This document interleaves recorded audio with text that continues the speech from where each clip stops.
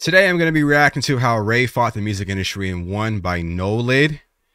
Make Where's My Husband an absolute hit it deserves to be. I 100% agree with that. It's a very big record. It feels like Anne-Marie, those type of bigger records, and some of the records that I feel reminiscent of like a Beyonce. Like I feel like if Raye would have passed on this, which she shouldn't have, she has a big enough voice for it and it should go where it needs to go and hopefully it becomes a hit. But I could see TikTok making or TikTok getting behind it the way they got behind Escapism.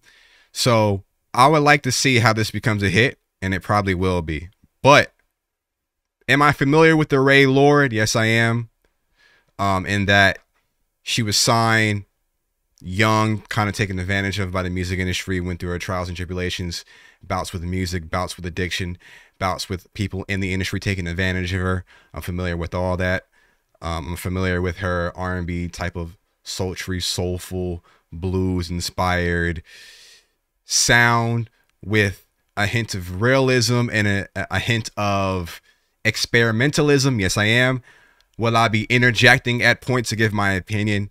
Yes, I will. Will there be a balance where I will allow the creator no lid to candidly give their perspective and lay out this documentary for you in a beautifully tight-knit bow? I will as well. So there will be somewhat of balance, and I will probably cut the reaction short to allow you to watch the documentary on your own time without me yapping all over it. So if you want to, feel free to do that. The link will be in the description box down below. 24 Brit Awards. Raye broke the record for most awards in one night as she picked up 6 Brits. For the average viewer, it looked like a new artist had just shot to fame and taken over. But what most people don't realise is this new star had already spent a decade in the shadows, trapped in a record deal and fighting an industry that didn't believe in her. But soon she'd prove them all wrong and make it one of the greatest comebacks in British music history. Raye was born Rachel Keane on October 24th, 1997 in Tooting, South London. Her house was a melting pot of cultures. A mom of Ghanaian and Swiss heritage filled the home with gospel and soul, while her English dad introduced her to classic rock and pop.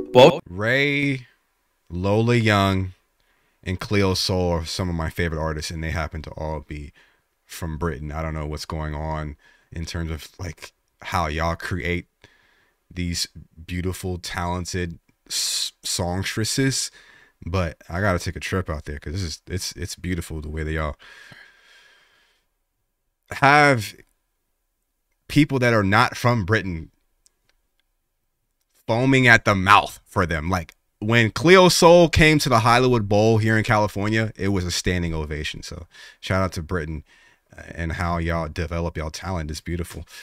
When she was still a kid, the family relocated to Croydon, where she attended Woodcote High School. From an early age, she gravitated towards instruments, teaching herself piano before she was even a teenager. After Sunday services, Raye's dad would show her how to play worship songs on his piano. By the age of 10, she was already writing songs in her bedroom, including the song she wrote for a Year 6 Leavers concert, which the whole school performed. By 14, she auditioned and was accepted into the Brit School, a performing arts school that shaped artists like Adele and Amy Winehouse. Surrounded by creative energy, Rachel transformed into Raye. But she wasn't satisfied just being a singer. She wanted to master the craft of making music from the ground up, producing, arranging, writing. While her classmates were dreaming of fame, Raye was already learning how to control every element of her sound. At Brit School, she wrote a song called Hotbox, but was too scared to show anyone at the school because none of her classmates liked pop music and they couldn't see the vision. They were all underground and indie artists, and so feeling confined,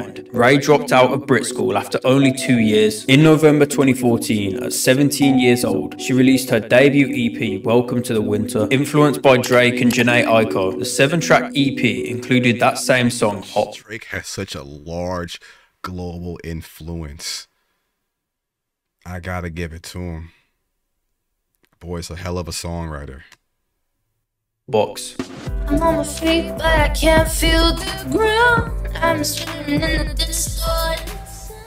Song which would lead to her getting a record deal after Ollie Alexander, the lead singer of the band Years and Years, discovered it. He sent it to the record label he was signed to, Polydor Records, leading to Raye signing a contract with them soon after. On paper, this was the big break every young musician dreams of, signing with one of the UK's most powerful labels. But the reality of signing that contract would define the next decade of her life. At first, things looked bright. She became a behind-the-scenes weapon, writing for and collaborating with some of the biggest names in the business. Her pen found its way onto tracks for Charlie. She got into that songwriter trap.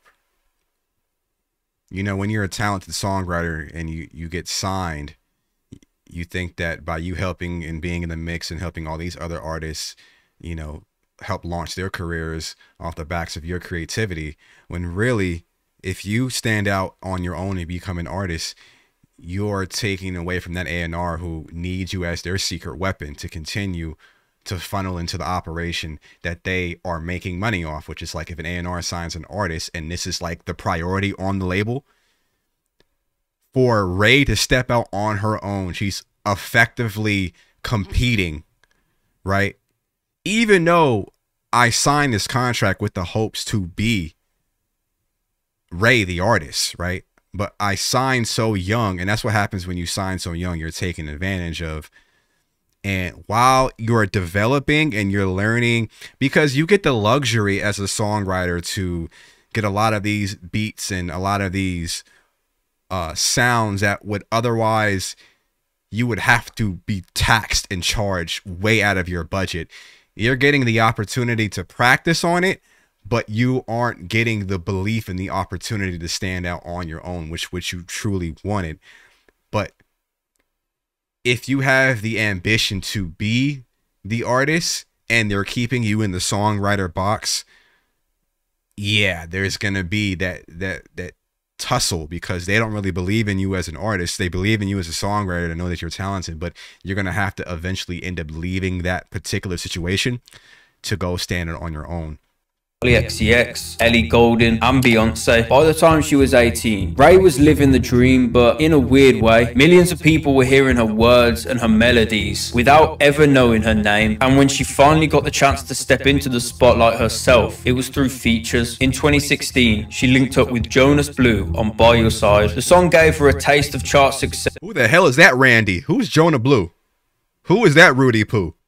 Peaking at number 15 and landing her voice on radio stations around the world, but it was her next collaboration that truly shifted her trajectory. In 2016, she teamed up with producer Jax Jones for You Don't Know Me, and the track exploded. It became a global club anthem, reaching number 3 in the UK and going multi-platinum across Europe for the first time. Raye wasn't just a ghostwriter, she wasn't just a feature, she was the face, the voice, and the name on a hit record. It was validation, but beneath the surface, tension was already beginning to build. Raye had proven she could deliver chart success, but her label still didn't see her as an album artist. To them, she was a reliable feature, a songwriter for hire, but to her, she was just getting started. After the massive success of You Don't Know Me, Raye should have been unstoppable. She had a platinum record, radio rotation, and the kind of buzz she'd always wanted. But what followed wasn't the typical debut album and world tour moment. Instead, Raye's career became even more complicated. From 2017 to 2019, she became one of the most in-demand collaborators in British pop and dance music. You could hear her voice everywhere. Decline with Mr. Easy, Cigarette with Mabel and Stefflon Don, Friends with David Guetta, and each track performed well, some racking up hundreds of millions of streams. She was featured on festival lineups, a name plastered across dance charts, and for casual listeners, Raye was becoming a recognizable voice. But here's the problem, none of these songs were hers. She was a guest, a feature, a co-writer. You Don't Know Me was a Jax Jones song. When you heard Stay, it was a David Guetta record, not hers. She was building everyone else's brand while her own remained in the shadows. Behind the scenes, Raye was begging her label for a chance to release tracks were her true identity as an artist, but to Polydor, they weren't marketable. The label wanted more features, more singles, and more playlist-friendly tracks. Since I was a little girl, it was just plan A, singer, writer, musician, get there or die trying. There was no plan B. When you're that young and, you know, you want to be a musician and a singer, you think, record deal, I need a record deal, right? So you just like, I put pen to paper when I was 17. I was so excited. I was like, oh my God, I've made it. Do you know what I mean? And I really hadn't. I really believe in albums, and I really believe the story of it, you know, importance of the body of work. And I think that's also how you as an artist build a fan base and stuff like that. Do you know what I mean? Yeah. And I kind of got that is very true, especially in the era of TikTok and social media, where they separate the artist from the actual moment or song. Like they're taking sample sizes, very small sample sizes of the record, and looping it over and over again, and it's attaching, like the moment is becoming bigger than the artist. So you're becoming a fan of a sound right? And even times when you go back and listen to the actual song that blew up, like you're like, I only like this part of the song. You may not even stay for the entire song, let alone the entire, you know, the rest of the album, right? And in order to really grasp and create a fandom, create a community of people that appreciate and can live with music and can really appreciate artists as a way, as a voice for the voiceless. So this person was able to connect with you and put words and feelings and emotions all wrapped into one, what you may be feeling, all wrapped into this pretty little bow known as music, or a tragic little bow. Either way, it's the canvas of life, right? That makes you a fan. It's hard to be a fan of just one song, because you can like one song and never like any other songs from that particular artist. But if you like an entire body of work, which is storytelling, telling you a story, telling you their life experiences and trials and triumphs, and letting you know that you're not alone, right? They're telling their own story, uncut, raw, candidly. And if you can relate to it, it creates a bonding experience, right? I guess some would say a parasocial relationship, in that like you feel this way for this artist, and you know, this artist doesn't know you, but this artist creates things that will last long after the artist either stops making music, or, you know, worst comes to worst, they pass away. And they leave their mark in a way that is uniquely tied to music. Like nobody, maybe painting, maybe, but art in general, music in general, the voice, when it's matched to the music, creates a mark like no other. You're truly immortal. You truly live forever when you create a body of work that is timeless and it connects with a vast amount of people, right? Michael Jackson has been dead since 2009. There's people that are 9 years old when Michael Jackson came out in the 60s. Michael will be around forever. Prince will be around forever. A lot of these, Joni Mitchell will be around forever. Cher will be around forever. A lot of these people will be around forever due to how brave and how unique they were through their music and how bold they were. And you can only create that through an album. Into kind of doing these kind of really, and not to be mean to my old music, because some of it was quite successful, but it was like dance, pop, EDM vibes that in the UK people eat up. This created a duality in her career. On one hand, Ray achieved that childhood dream. She was a singer, making hit singles, writing credits for Beyonce and Charlie XCX, touring internationally. On the other, she was invisible as a solo artist. Charlie XCX is getting violated online by Taylor Swift. I don't even know if that was an actual, I don't know if actually romantic was about Charlie XCX, but she's getting violated. Said that the way you think about me is so romantic. I've never heard someone talk about someone they don't like in a way that is you would talk to a lover. It was actually insane, if that's true. If anyways, back to Ray. I'm sorry. Back to Ray. Even as her voice rang out in clubs and on radio stations worldwide, her name still wasn't cemented as a star in her own right. Being from the UK, I can speak from my own experience. I knew the name Ray years ago because of seeing her on these big tracks, but that's all she was. She was always just a vocalist on these pop and dance records, and the reason for that was because that's exactly what the record label was marketing her as. This period from 2017 to 2019 should have been her rise. Instead, it was more like a holding pattern. She was successful but trapped, and as the years went on, frustration began to build. By 2019, it had been 5 years since she signed a record deal. 5 years since she thought her career had officially... 5 years in the music industry is a long time. A long time. Enough to be forgotten about in the depths of purgatory. She was in artist purgatory, artist hell. Officially begun, and still there was no album, just singles, features, and a reputation as one of pop's secret weapons. Ray was on the brink of breaking point. In early 2021, she scored another massive club hit with Bed, a collaboration that dominated radio and streaming. To the outside world, it seemed like she was thriving, but behind the scenes, the truth was much darker. Ray had now been signed to Polydor Records for 7 years. 7 years without an album. She had been patient, she had played the game, but every time she pushed for an album, the label said no. They claimed she wasn't wasn't ready, that the songs weren't right, that They was treating her like she was Sweetie. Sweetie! they claimed she wasn't ready, that the songs weren't right, that the market wasn't there. It didn't matter how many hits she wrote for others. It didn't matter how many They didn't know how to market her and didn't want to take the risk. Just didn't want to take the risk. And it really came down to them not believing in her. That's what they're basically saying. plaques or sold out shows she contributed to. To Polydor, she still wasn't an album artist. Being trapped and not allowed to be the artist she wanted to be, she was struggling, and so she'd get high on drugs to distract herself from the current situation she was in. She had to escape. She reminds me of, there's a songwriter, you may not, if you're an R&B or soul fan, you should know who he is, Eric Bellinger, who contributed to so many hit records and platinum, Grammy award winning.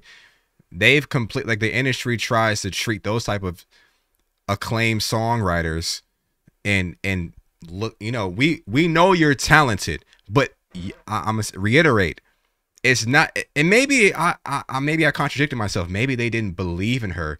Maybe they believed in her so much that if she takes off, she's a threat. She's not gonna want to give out these hits to these other artists anymore. She's gonna be keeping her hits for herself. She's gonna be too busy working on her own music, touring, appearing on a late night, promoting herself, because she cannot give all this energy to herself and also be dedicating, you know, 8 to 9 hour session blocks for 2-week, you know, writing camps to these different artists, when she's going to be thinking about, I could be using this time to either rest and relax, or I could be working on my own things, right? Even it's competition at the end of the day. To get along with my career, because I was just constantly in some form of sedation to just get along with it, whether it be weed or other things, which I write about on my album. But on the album you talk about codeine. Yeah, these things. Ray, that's a boy drug. Who got you on codeine? I guess Mandy's, which I think is MDMA. She was double cupping like Lil Wayne. That you too pretty for that. Yeah. In June 2021, the pressure had finally boiled over. Ray opened Twitter and began typing, and what came out wasn't a carefully crafted statement from the label. It was raw, and it was straight up expressing, "Get me off this weak ass label," is what she probably said. Everything she was feeling at the time. Imagine this pain. I've been signed to a major label since 2014, and I've had albums on albums of music sat in folders collecting dust. Songs I'm now giving away to A-list artists because I'm still awaiting confirmation that I am good enough to release an album. For context, in order for an album to be created, the label has to release money for songs to be finished, fees for producers, mixes, masters, and marketing support, etc. I have waited 7 years for this day, and I am still waiting. So now I'm being told if Call On Me does well, then I can do my album, but there can't be a green light until. Imagine the pressure of me waking up every day, frantically looking at numbers and stats, hoping that I can just make my bloody first album. Imagine the frustration you feel as an artist that it had to take for a TikTok moment to take off for them to greenlight my album. I'm guessing escapism was what gave her the green light. Maybe it was Call On Me. I'm about to find out in a second. I don't know this part of the lore, but you probably do. I know this is the kind of thing I'm supposed to keep behind closed doors, but I've worked and waited and hustled and given everything I have, and if I am going to suffer, I am not going to do it in silence anymore. I can't take this shit no more. I feel Ray. I'll be giving motherfuckers uppercuts, drop kicks. I'll be bringing this shit. I'll be doing it like NWA, like Ice Cube and Dr. Dre used to do.